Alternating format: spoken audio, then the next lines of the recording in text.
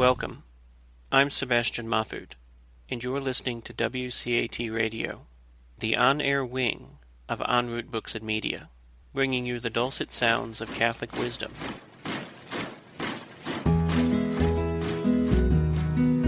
Welcome to the Catholic Mama, where you'll learn how to deepen and defend your faith, find comfort as we share the vocation of parenthood, and learn how to raise your children confidently Catholic. I'm your host, Christine Mooney-Flynn. Let's get started. Hello and welcome back to the Catholic Mama. I'm your host, Christine Mooney-Flynn, and thanks for joining me today, along with, drumroll please. He's back again, He's everyone. back again. The husband. The husband. The unnamed husband. His name's Pat, right? Is that who I married? Yeah. Yeah, I was born October 24th, 1989, came out of the womb. Mom said, I think I like the name Stephen. And I said, hold on a minute, Mom. I've had about 9 months to think about this. And I really like the name Pat. Everyone agreed, and that's the history of how I got my name. Wow. Isn't that something? Yeah, really unique. Yeah. Smart baby. And then what happened to you?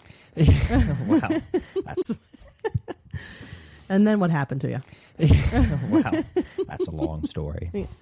Oh, I have a feeling the baby noises will be on here. That's okay. They're so cute. Yes, we have the little one with us, the littlest one. The littlest, They're all little little. one. They start little and then they get less little, but this one is the But littlest. they're still pretty little. Yeah. We have 4 kids, 6 and under.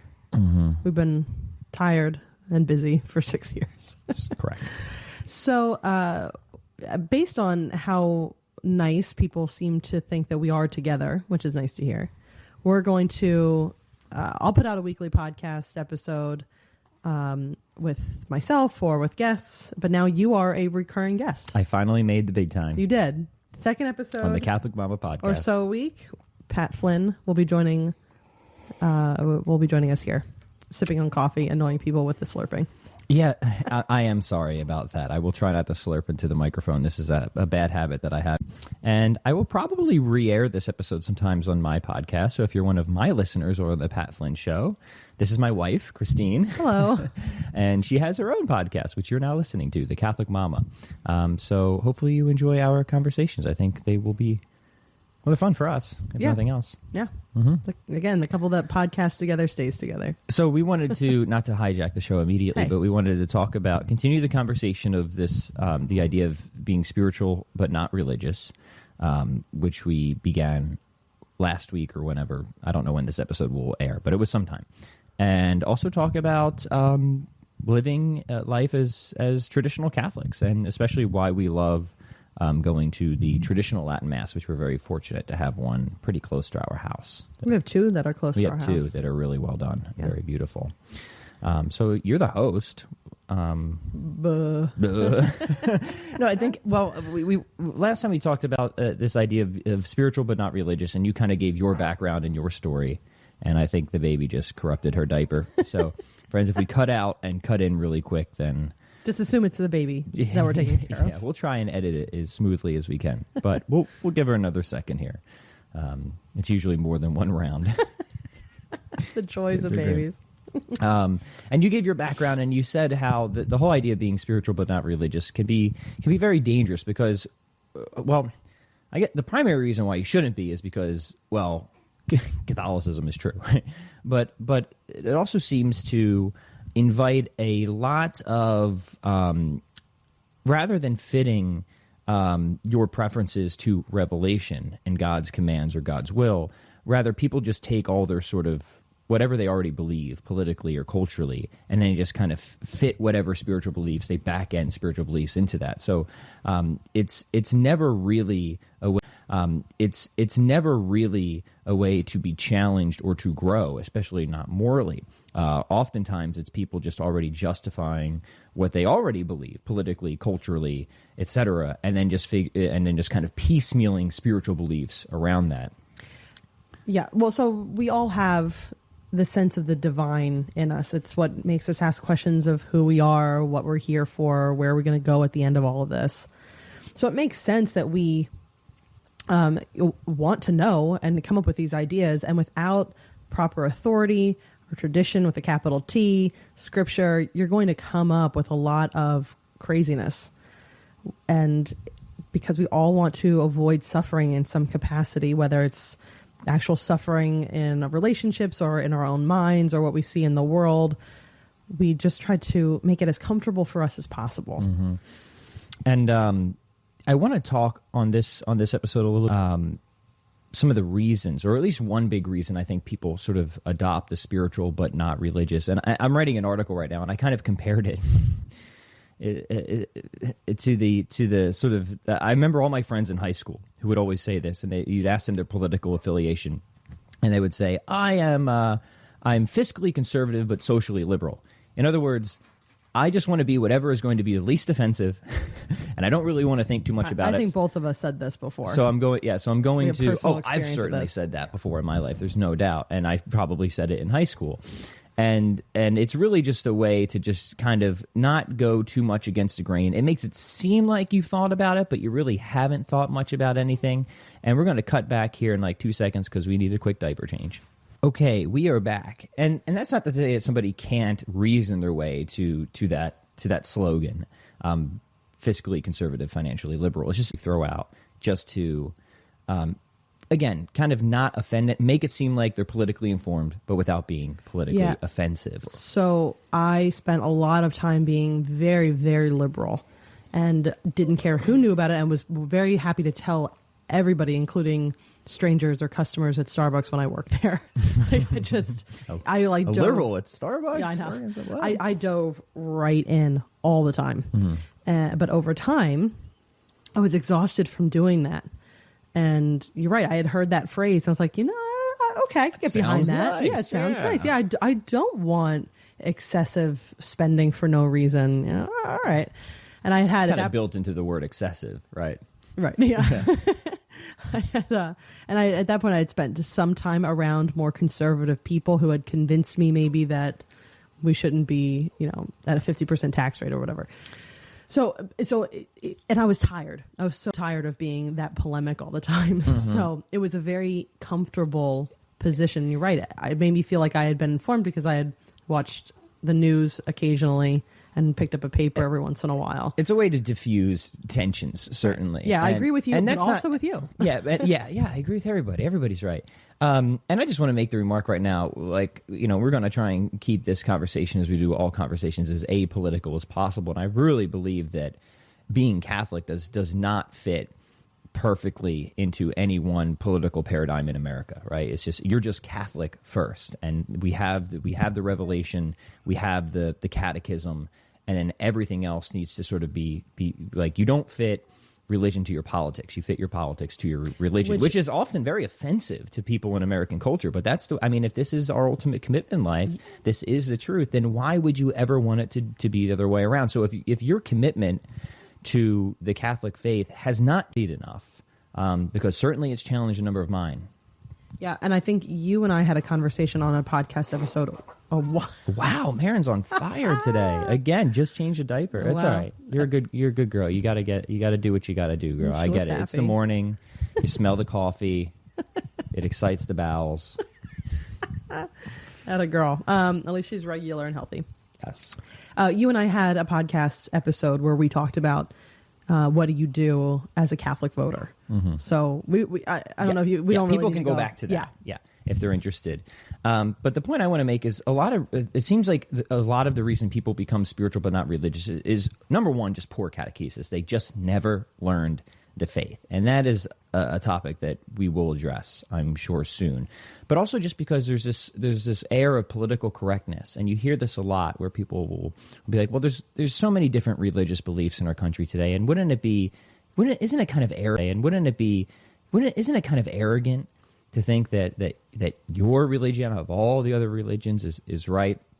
And I bring this up in the article, and I say that first off, it's just nobody takes this position or objection seriously when it comes to any other debate in contemporary society. Nobody says this about political issues, right? Well, isn't it arrogant just to think that your political position is right, even though there's an array of disagreement? No, you think, I have good reasons to think this is true, and I think this is right. So there's no reason not to apply that to religion. I have good reasons to think that this religion is sound philosophically, historically, theologically, And so I think that, I think it's true. I think I've worked this out. I didn't just assume this arbitrarily. That's the real question. So it's like, in one sense, it's a false humility. There's nothing intellectually humble about not accepting a position, especially after you've searched the evidence and the reason for it. It's actually intellectually lazy not to do that, about not accepting a position, especially after you've searched the evidence and the reason for it. It's actually intellectually lazy not to do that if there's evidence available for a position. Or it's almost a little bit cowardly not to accept a position because it would be culturally unpopular.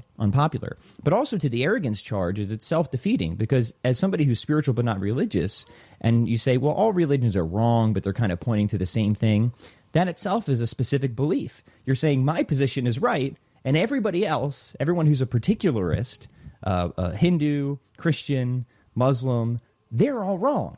So it's if you're going to use the term arrogant, it would apply just as much to the spiritual but not religious person as anybody else. So the question ultimately is, what reasons do I have to believe that my religion is true, or any religion is true? That's the only really interesting question. And I think it really is just a political correctness that has caused a lot of people to want to just kind of zoom out back to something of a religious pluralism, which is obviously what Revelation was meant to get us away from. And now we've just kind of circled back to that just because of the culture of our time. So there's some initial thoughts there. The whole arrogance thing is just a weird objection, and it tends to be self-defeating. It's also an ad hominem. It's just attacking the person rather than the argument itself.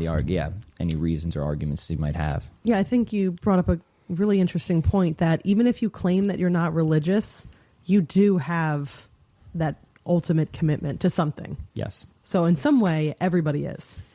Yeah, philosophers often debate, like, how do you define religion? Traditionally in Catholicism, and I think this is the correct and beautiful way to think about it, is religion is a virtue that falls under the category of justice. It's a linking back, a relating back to God, and having a relationship to Him in the way that He has wanted us to have a relationship. So it's on God's terms, not ours. And we would argue, of course, that involves we have justice and that relating back, and we owe everything that we possibly have to God. We could not possibly repay God, nor does God need to be repaid, but it's good for us to enter into that relationship. But other people just define religion more generally as ultimate commitment. And certainly in that capacity, everybody has a religion of some sort, even if you're not Christian. Maybe it's the Philadelphia Eagles. Maybe it's politics. Certainly you see that a lot, right? Yep. Politics or political ideology. So it could be anything that is, it could be super mundane. But everybody has some ultimate commitment in life. So we're all religious, at least in that sense. And then the only question is, do I have the right religion? Right. You can even be religious to atheism. Yes, of course. Certainly see that all the time. So atheism is maybe not a belief in God, but it is a belief system. Well, proper atheists, and this is what I just got done exploring on the journey home back when I was an atheist, they really do try to establish a worldview. It's not this like weak, flimsy agnosticism that parades as atheism. Agnosticism is say, I'm withholding belief. I just don't feel I have enough to make up my mind one way or another. And that is itself intellectually lazy. I think agnosticism is not a noble, literally translates to ignorance. It's not a noble, dignified position. You shouldn't stay agnostic. You should really search, seek, use reason. But the good atheists, the proper philosophical atheists, really do try to establish a worldview like naturalism or physicalism, and then they have something to defend. Now something's on the table, and there is a burden of proof. Why is this worldview correct? And in trying to argue that out, back when I was an atheist, I eventually argued myself out of it. I saw this isn't correct. This cannot possibly be correct. And then I reconsidered it. But certainly on a more popular level, especially with these so-called new atheist types, oh my gosh, they are just nasty little creatures. Just how they gather, they have their little committees, they have a hierarchy. It's very religious in structure. A lot of their organizations, very bizarre. So the irony is often lost on them, of course, but it's there. They have their excommunications of people if they don't fall in line with political ideologies. They get shunned, they get cast out. It is very ironic. I think it probably is like an old Chinese proverb, but it's in Kung Fu Panda. Love it. And I keep think about it, it's like on the road to avoid your destiny, you often meet it. Yeah. Right. So they're trying so hard to get away from the religion that they think is idiotic and superstitious, and yet here they are. It just becomes dumber. Yeah. It really does. They have their own religion that they've created. It becomes a dumber and false instantiation of a lot of the very things they're trying to avoid. And then I guess the other thing I'll say about the whole spiritual but not religious stuff, I mean, the overriding reason not to be it is because we have such good reason to believe that Christianity and Catholicism is true. That's the main reason, right? Like, revelation has occurred. God really has given us a church. He really wants us for himself. Eternal salvation is there. That relationship with God that's the main reason to avoid the New Age stuff, is because there is a true religion. But philosophically, too, it's a fantastic mess. I mean, we've really just kind of come back to pantheism in many respects, but also even polytheism was not a live option for people for the longest time, and now even that's coming back. And I would just say when philosophers think about God, all the traditional arguments for God, the utility in that and using reason rather than revelation to probe the ultimate foundations of reality, it really narrows down the theological hunt to monotheism. Pantheism, polytheism are just ruled out of the gate. They cannot possibly be true for reasons like, for pantheism, meaning that people believe that the universe itself is divine, right? But the traditional arguments for God rule that out, and that the universe is finite, it's contingent, it's changing. Ultimately, the universe is a creature. It's something that's created like us, a very lovely creature, a very fine creature, but it's not divine. So it can't serve or stand as that ultimate foundation for why anything else exists. Plus, we have really good scientific evidence now that the universe just winked into existence some 13.8 billion years ago. But reason, philosophical reflection alone can get you that. Even the moral arguments, too. We're trying to find this perfect foundation for objective moral values and duties. The universe is not that. It's limited. It's a mix of some very nice and some very bad things. So no matter how you come at it, pantheism and polytheism really are not, again, live options or conclusions that are reached through the more robust philosophical demonstrations for God. So there's no real good philosophical reason to adopt these types of worldviews. Reason is, I think, the key word there. It's not religious. Yeah, and so you see these memes of like prayers to the universe and stuff, and people use the term universe ambiguously, but these are distinctions that can and should be drawn. The universe is a creation. Like a toaster oven, right? Like a toaster oven. You might as well pray to a toaster if you're going to pray to the universe. Qualitatively, not very different. One's bigger, but yeah. And I guess, a kind of way to think about this, an interesting way, is kind of like Star Wars theology, where it seems Eastern, it seems spiritual, but not religious. But the funny thing is you have the Force, the light side, the dark side. They're just kind of like opposite balancing things that happen. Neither one, they say, is good or bad. It's just this kind of necessary back and forth. It's very Manichaean, right? So read Augustine's Confessions, and you'll see him kind of going through this philosophy, and then he ultimately rejects it. But the funny thing about Star Wars is it never really escapes the monotheistic and specifically the Judeo-Christian conception. Because when Darth Vader comes back from being on the dark side, everyone thinks that's a good thing, right? Vader comes back from being on the dark side. Everyone thinks that's a good thing. Right? Everyone thinks that the dark side is a bad thing. So it's really a Judeo-Christian conception of, okay, there's some standard over and above the Force, the light and the dark side of the Force, which the light and dark side are measured against, where people think that the light side better matches up against this objectively good moral standard, and the dark side is falling away from it. Otherwise, we wouldn't root for either. Of course not. You would just say it's indifferent, but nobody believes that. So it's kind of funny where Star Wars kind of pretends to be Eastern in its religious views, but ultimately is fully Judeo-Christian in its final assessment. I was totally a Star Wars religion follower. Yeah, and like, why is that? Why do people celebrate Darth Vader repenting, coming back to? Because there is that ultimate objective standard of good that we know. So even if there were these lower forces, and C.S. Lewis points this out in Mere Christianity, there's something over and above them that we're comparing these kind of dueling gods, like the good God or the bad God. Well, what makes us say that the bad God is bad? What is that higher standard over and above that? And that ultimate, supreme, and perfect good, we would say, is the true God, right? I would say also that the reason that spiritual but not religious position is so attractive to becoming more and more attractive to people in our age group, the millennials, and I don't know if the younger ones are or not, but I know millennials and Gen Xers, people have been checking the box right, on the studies. Spiritual but not religious is growing. We have been so ingrained that authority is a bad thing, right? We need to be free thinkers. We're individuals. You do you. You're all you ever need. And we've become very insulated and arrogant and egotistical. So the idea of, personally, to even consider Christianity was not an option, because there were people there telling you what to do. And that was just not, I'm my own person. We're all our own people now. We become islands. And the irony there is that you can't escape authority, right? So, okay, maybe you'll reject out of hand the authority of the Catholic Church, but then you'll go read a book by Marianne Williamson, and you'll accept her authority when she's telling you not to accept any authority. Or you accept the authority of any author you read, or any spiritual guru that you accept. So you can't escape, you cannot... we all accept things on authority. For example, I told you where I was born and who I think my parents are. I didn't verify that.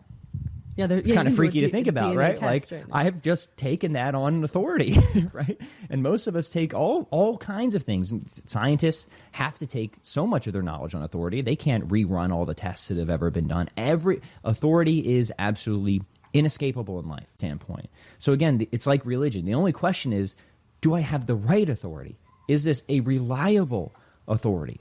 And certainly in Catholicism, we say, yeah, because the authority is God. And if there's any authority you should trust, it's God, right? That's why we trust the authority of the church, because we believe that it is ultimately guided and protected by God in its essential teachings, even if there's a huge mess and there's often corruption and scandal within the fallible human side of the church. Well, look, if there is a right authority, that means that you have to research it, find out what it is, which we've just told you.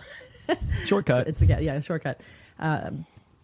And then, very scary, you can't just keep living your life as you've been living it, most likely, unless you've already a saint, which... It ain't going to happen. And even if you were, you'd still probably have some things. And that goes back to the challenge point. I know both of us have had our lives, and this would probably be a good segue into our lives now, have had our lives completely challenged and transformed. And totally upended. Totally upended. I mean, when we became Catholic, and it didn't happen all the way, it was a gradual process of continually being challenged by church teaching.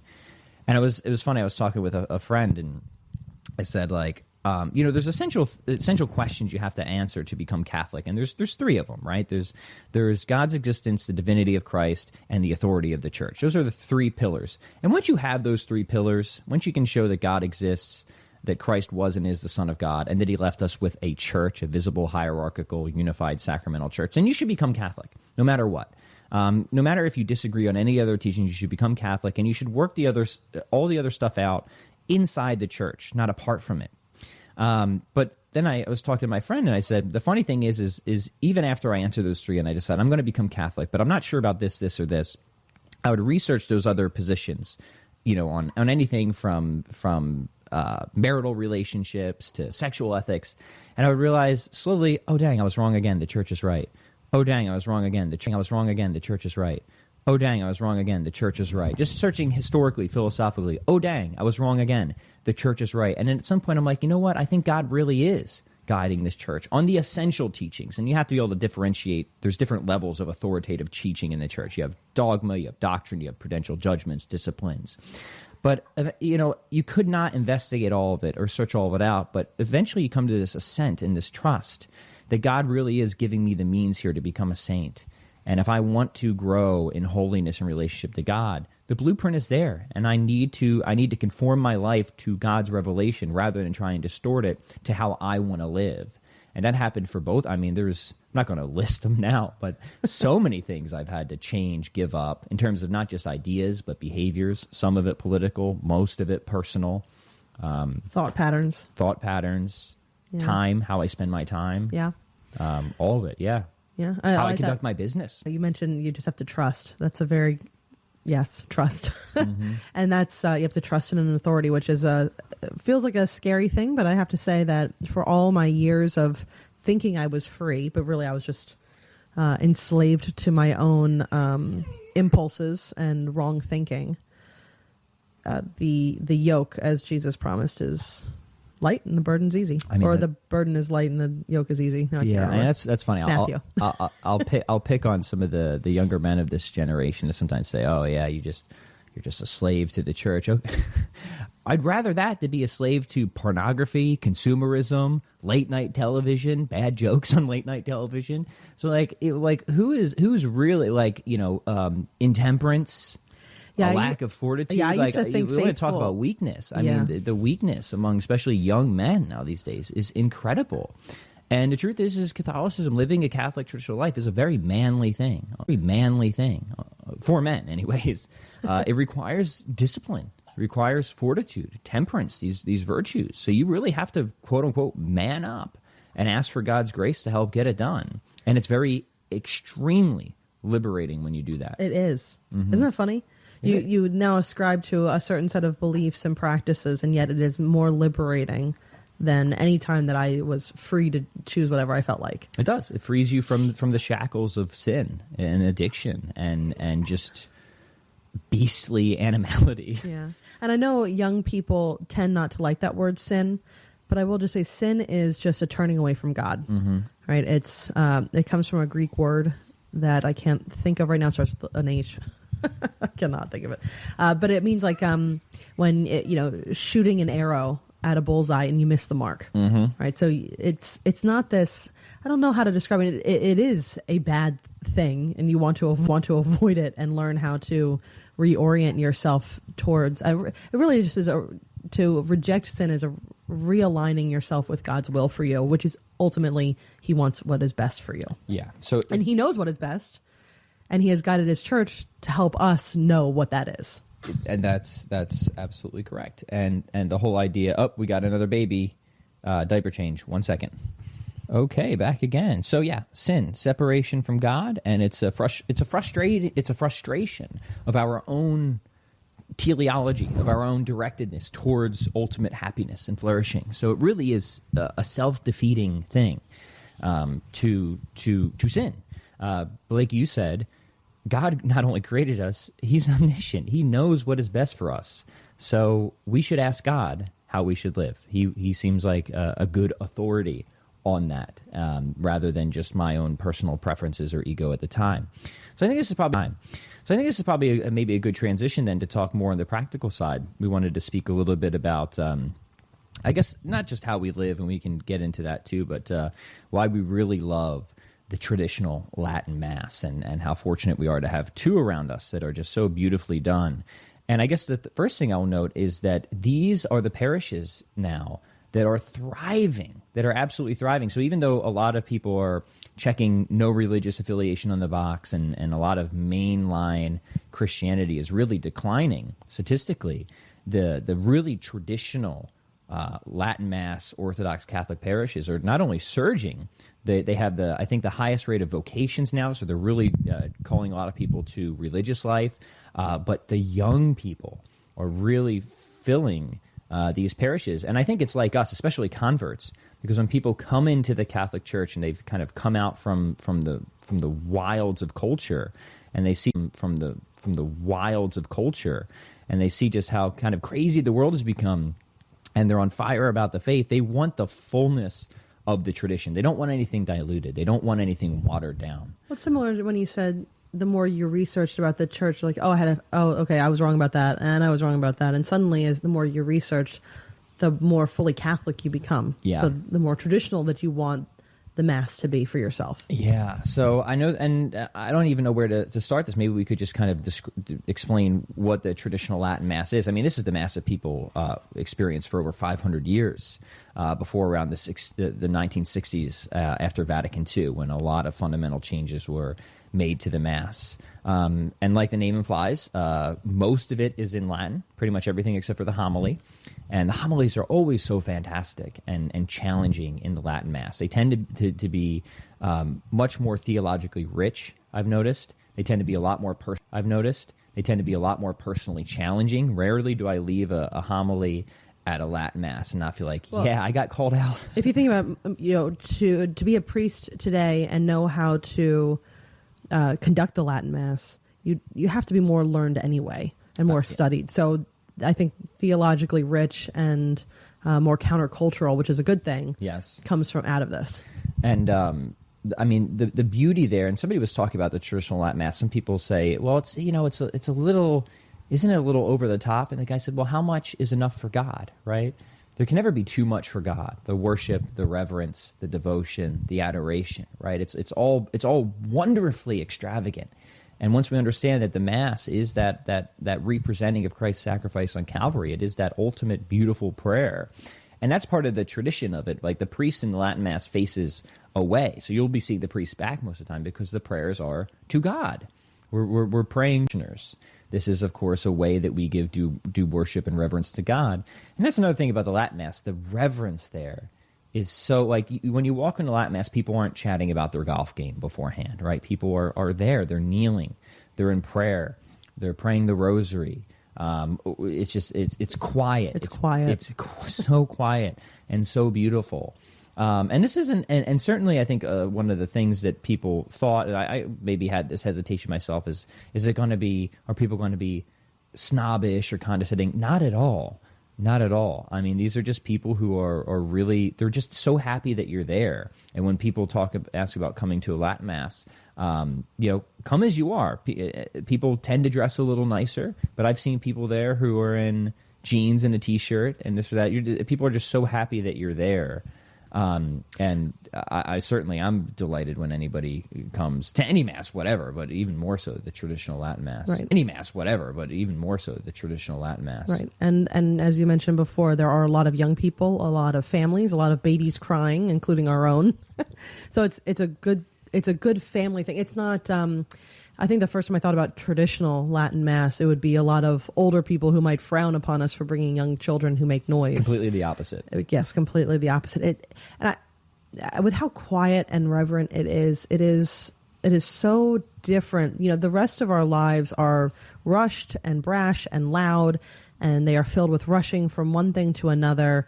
You listen to music in the car or a podcast in the car, and it's a lot of talking and noise.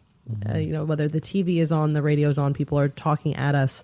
To walk into a Latin Mass and things are quiet and reverent, it automatically starts to put you in the right mindset of why you're there. Yeah. And I think before I understood what the Mass was, to see how the incense and the candles, and I would have looked at it as, okay, this is, anthropologically speaking, this is interesting, mm-hmm. right? Fantastic for these people to believe this. That's good for them. It makes it for, they have pretty stained glass windows. Mm-hmm.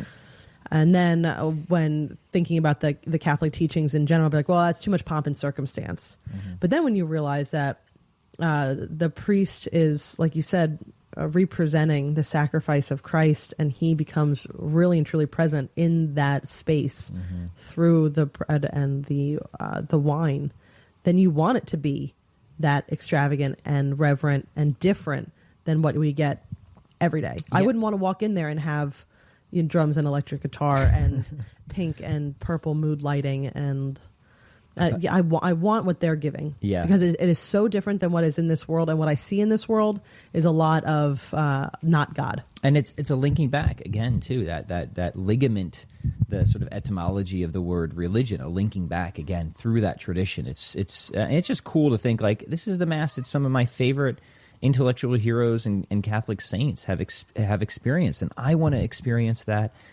too. This is the Mass that Thomas Aquinas would weep at every single day, and when you experience the Mass, you could see why he would do that. It's so beautiful. And I'm sorry, the last thing I was going to say is the fact that it's in Latin too has been kind of cool because it's encouraged us to want to start learning the Latin, but also encourage you to kind of read ahead a little bit and prepare more for Mass. See what are the readings. Take more time to really study what's coming up. What am I going to be hearing? And you have the Missal, so you can follow along too. But I think most people would prefer to just kind of read ahead of time and then that use the Missal when you need. But our kids are better behaved at Latin Mass. Interestingly, isn't it? Yeah. I think we've asked our son what he thinks, and he has said that he thinks the Latin is really cool. It is cool. So I think they can tell that it's different. Mm-hmm. They're supposed to behave differently here. Mm-hmm. So they're squirming still, and books get dropped, and the kneelers fall, and a really loud boom. But anyway, so I wanted to go back for just a second. For somebody who is New Age or ascribed more to Eastern teachings and thoughts, this idea of, I think I mentioned it to you. So if you ever read the book Siddhartha by Hermann Hesse, at the end of You it... got me that book once. Oh, did way I? Back when, yeah. That was a 10th grade reading assignment in high school. And then I went back and read it a couple times after the fact when I was studying Eastern religions. But at the end of that book, Siddhartha is aged and he is staring into this river and he suddenly sees all the faces of everybody in the universe, people that he's known and your friends and family, former lover, river. And that's the whole idea a lot in these Eastern religions, is to free your spirit to be part of the river of the universe and life, blah, blah. But you get that connection that you're seeking anyway. If you're going for this Eastern religion stuff and you're seeking, or New Age, and you're seeking to be part of something like this river of life where you see all the souls of past, present, and future, that's in the Mass too. If you think about it, we're celebrating something that happened over 2,000 years ago, and the greatest saints to come after Christ's death and resurrection have joined in with the Latin Mass. Yeah. Right? It wasn't even called the Latin Mass. It was just the Mass. Just Mass. But we have that connection point of... just regular old schmoes and the greatest saints all going to Mass over these years. And it really brings that whole human history together. Yeah, and to your point, it is so countercultural, but I see it as a good thing. Like, it's pretty... That whole human history together. Yeah, and to your point, it is so countercultural, but I see it as a good thing. Like, it's pretty toxic out there. I mean, not just the culture itself and where the state of affairs are, but just all the distractions, all the obnoxious, all the noise.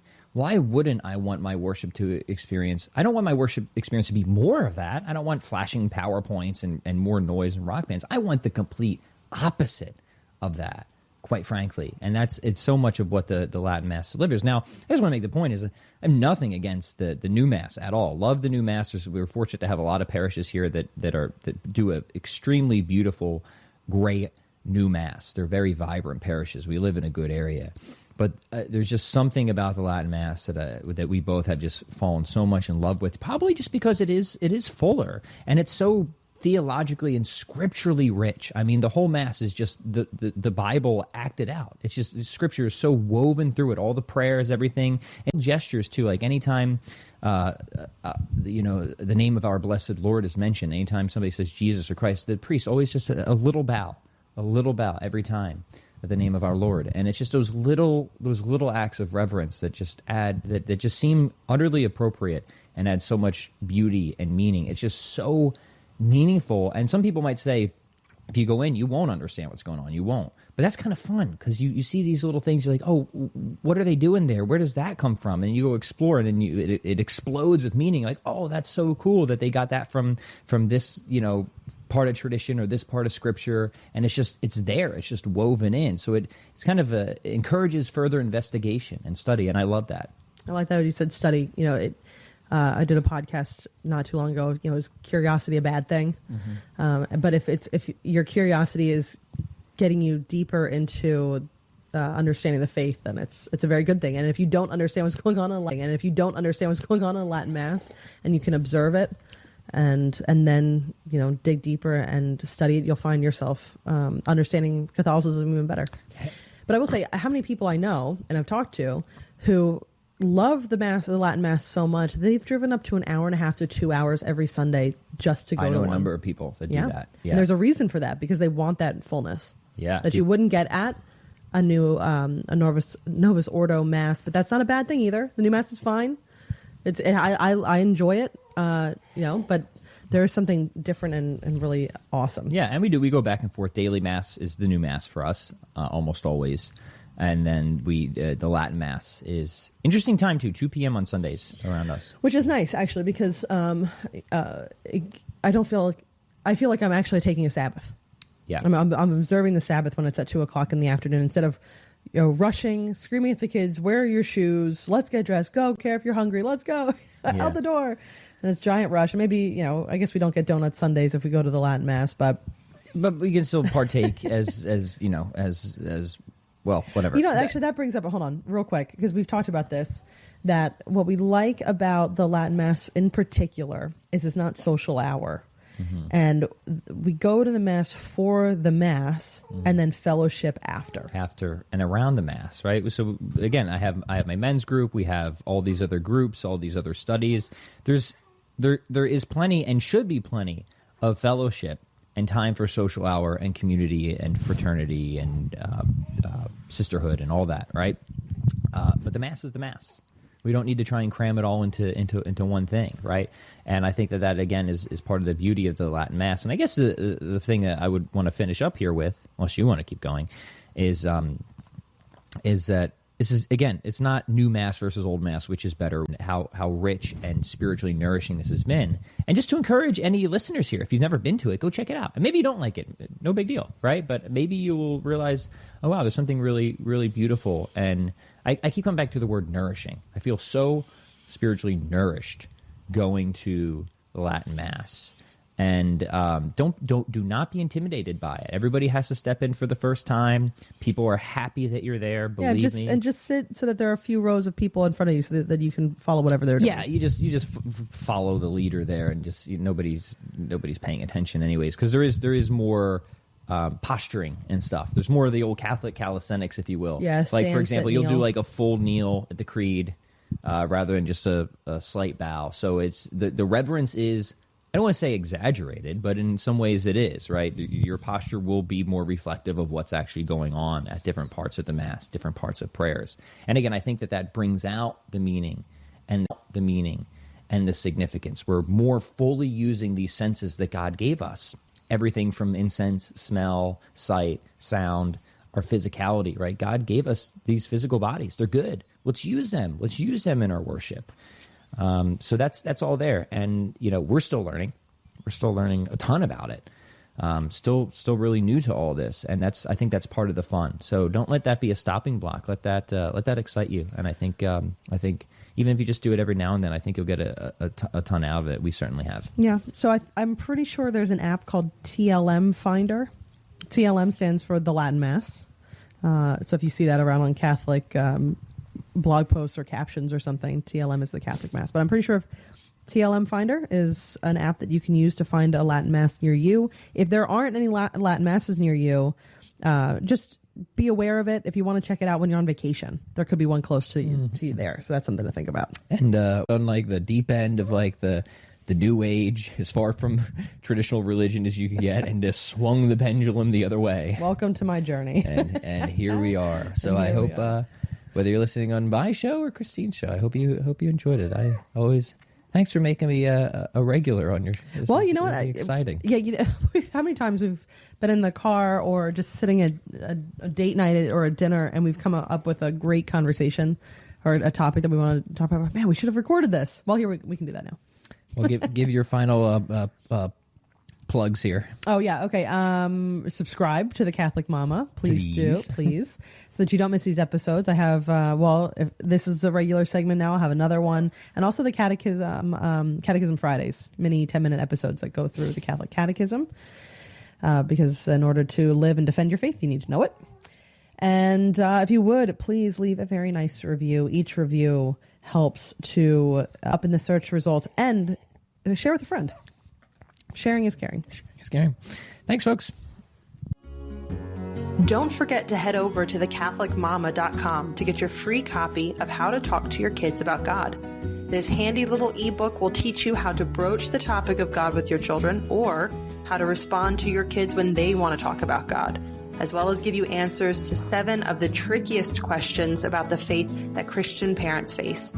You'll love the easy-to-understand grown-up answers, the pared-down but not talked-down answers you can share with your kids, plus recommended resources if you'd like to deepen your understanding of the topic. Get yours free at thecatholicmama.com.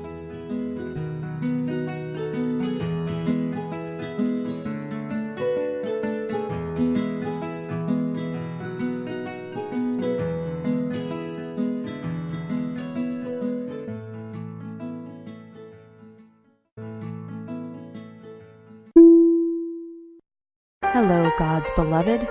I'm Annabelle Mosley, author, professor of theology, and host of Then Sings My Soul, and Destination Sainthood on WCAT Radio. I invite you to listen in and find inspiration along this sacred journey we're traveling together to make our lives a masterpiece and, with God's grace, become saints. Join me, Annabelle Mosley, for Then Sings My Soul and Destination Sainthood on WCAT Radio. God bless you.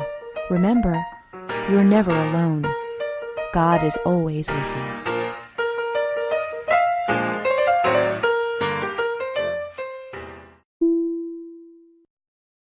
We hope you enjoyed the program and will join us back for another show on WCAT Radio. This is Sebastian Mahfood. Good day.